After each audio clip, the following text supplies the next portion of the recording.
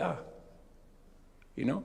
So when we say that this great country of ours can become a first world country in our generation, it is doable. Play your part, as Anyang Nyong'o told us. It is doable, play your part. Everybody must play their part. And we must believe in ourselves.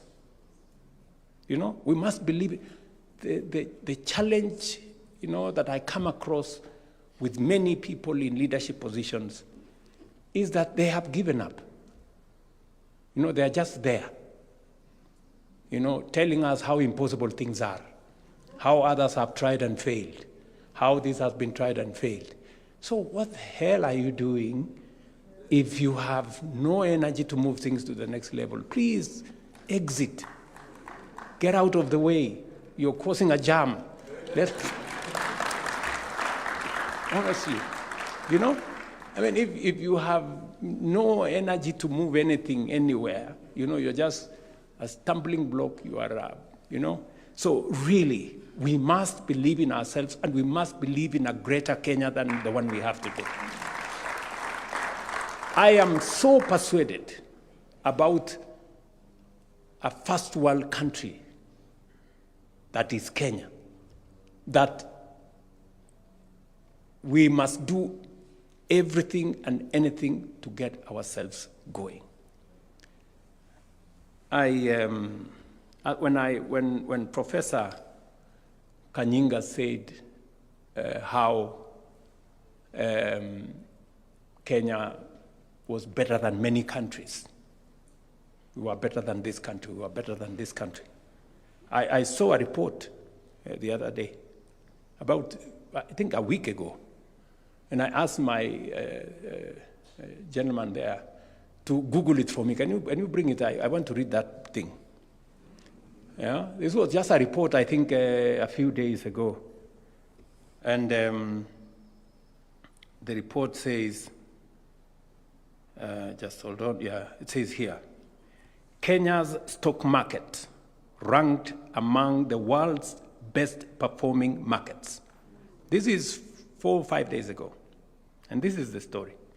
The Nairobi Securities Exchange has indeed been ranked as the 4th best performing stock market globally in the first half of 2026, delivering an impressive all-share index return of plus 26%. The bourse outperformed major international markets like the US Nasdaq, the UK FTSE 100, China's Shanghai Composite. Did you get that?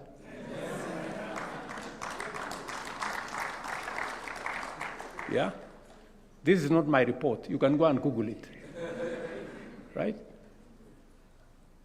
We outperformed the US Nasdaq, the UK's FTSE, the China's. This is not many years ago, Professor Kanyinga. This is last week. So we were doing well then. We have begun to do well again. Maybe I should read a bit of it. Just the primary catalyst fueling this historic rally include banking sector surge, strong corporate earnings, and renewed investor confidence that have given massive growth, with the banking index delivering exceptional returns. Top performing stocks, companies like Car and General, Kenya Airways, I&M Bank, posted staggering gains for investors, shifting to equity. Lower yields on government bonds, you know what that means, have sparked a localized shift towards equities, pushing the Nairobi Securities Exchange market capitalization to historic high of over 3.8 trillion. That is Kenya. So if any one of you had any doubt in the possibilities that this country can make, please start believing in your country. Start believing in your country. And as we engage in this process, because it's going to be a robust process, it's not going to end in weeks or months, maybe it'll take us a year or so, we must have a robust conversation as a country on what the future of Kenya is. This is not about the next election. This is about the future of Kenya. Yeah, the future of Kenya. The next election will come and go, but we must focus, because whoever wins or loses the next election will be here. Nobody's going to leave the country. So we're going to be here, and the future of Kenya will matter to everybody, those who win and those who lose. Yeah? And so it is very important that we think about the future of our country. And finally, as we focus about that future, I have said we must believe in ourselves, we must believe in our country, and we must be patriotic. And as been said here, integrity must be the benchmark of our engagements. We must be honest, brutally honest with ourselves. I will give you an example.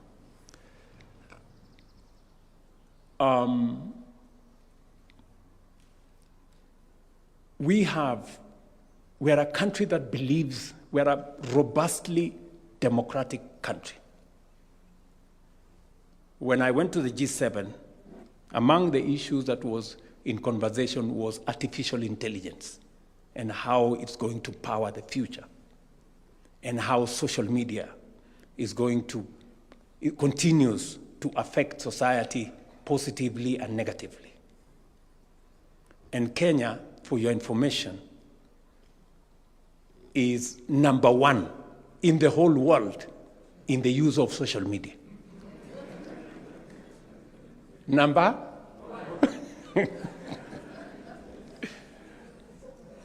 It is said that every Kenyan, or on average, Kenyans spend 4 hours and a few minutes every day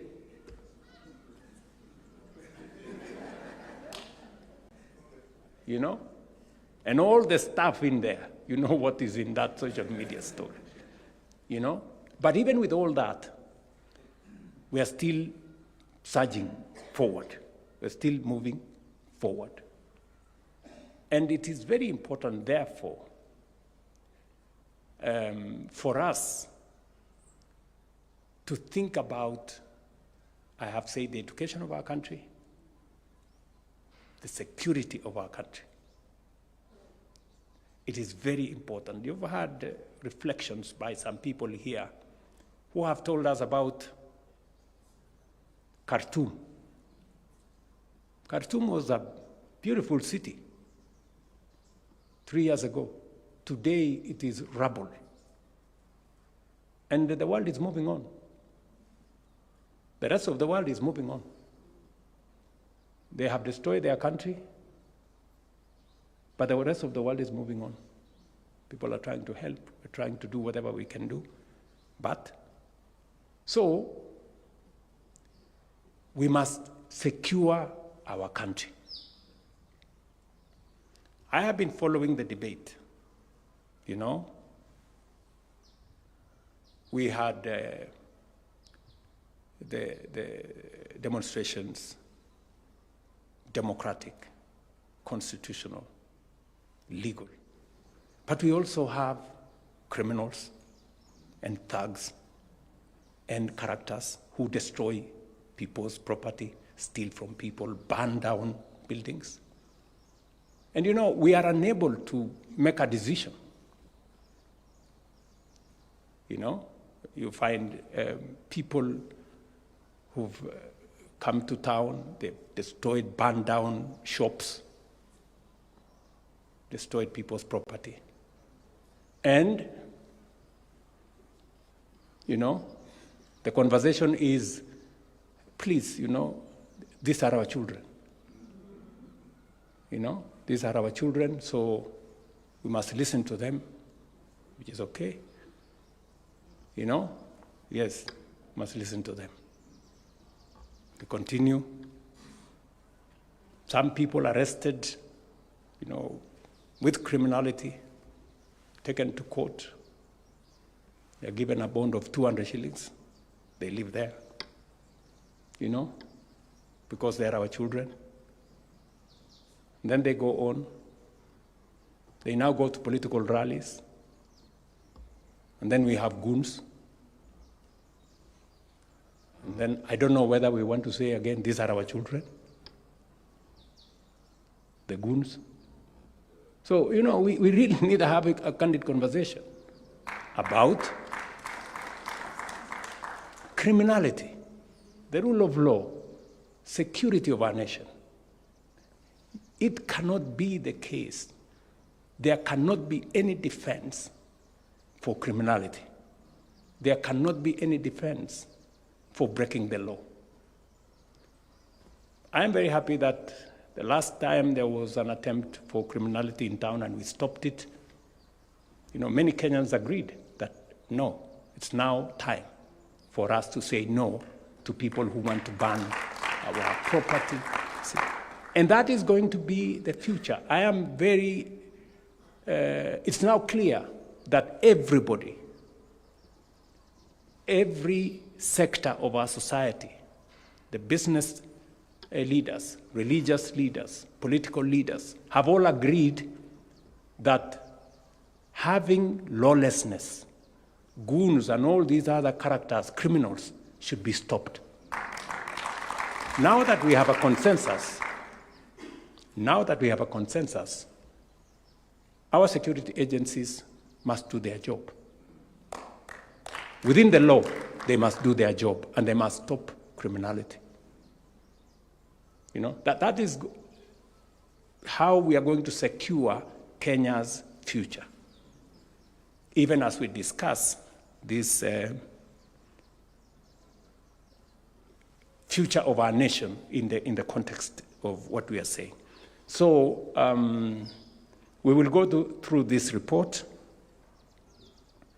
and in a short while, I will then propose a way forward on how this report can now, you know, ignite a national conversation for all of us. You know, no political parties, no religious. I'm saying no divisions. You know, we're not. It's not going to be about members of this or that. It's going to be about all of us, all political parties involved, all sectors of our society involved, all professional groups, civil society groups, religious organizations, business people, political parties, all Kenyans from all walks of life should be able to participate in a conversation about the future of our country and how we are going to secure it beyond the competition of political administrations that will come and go,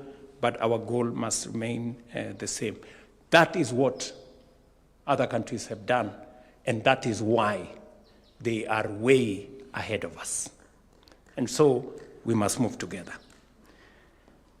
Once again, I thank Professor Hino, Professor Anyang' Nyong'o, Professor Michael here, Professor Karuti Kanyinga, Peter Wanyande, and your team.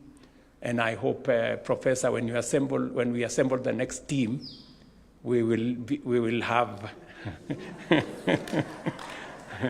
a more balanced, with young people on board, with women on board, with other professional groups on board, so that, and I'm sure that that will be the case as we go into the future. Thank you very much for your insights, and all your distinguished colleagues, and all those who contributed to this very important work, and to all of us for these moments of reflection. Asanteni sana, and God bless you. Wonderful. Another round of applause for His Excellency, please. And with your permission, Your Excellency, I'll request that we wind up with a word of prayer. Allow me to invite Honorable Reverend Mutava Musimi to lead us in a closing prayer. Reverend, if you can make your way kindly to the front so that we can have the closing prayer. Honorable Reverend Mutava Musimi, who needs no introduction. Welcome, sir.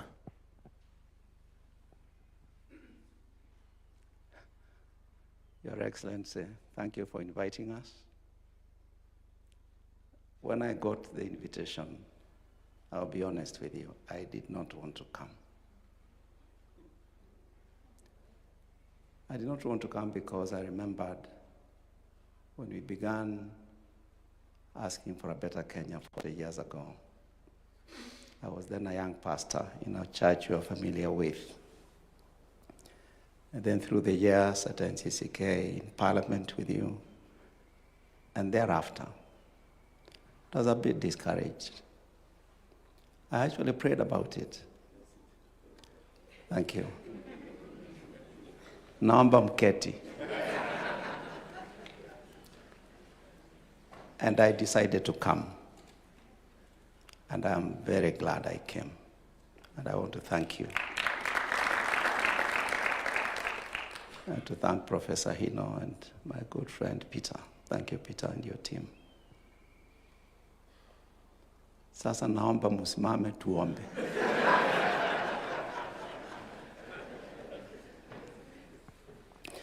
Our loving Heavenly Father, who alone is immortal and dwells in unapproachable light, we stand before you today representing this wonderful nation under the leadership of President William Ruto, your servant. We thank you for today and all the reflections that we have had the privilege to listen to. We thank you for the work done by these able servants. And now we beseech you, our Lord, as the President reflects on what we have heard and many other sources at his disposal, that you will grant to him wisdom, you will grant to him courage, you will grant to him holy impatience, and give him grace so that he can bring to the country a proposition that we can begin to own as we debate, as we discuss, as we analyze. We beseech you, our Father,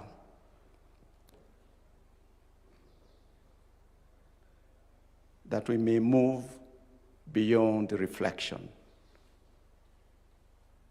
the dangers of the paralysis of analysis, to the joy of action and implementation and resolution.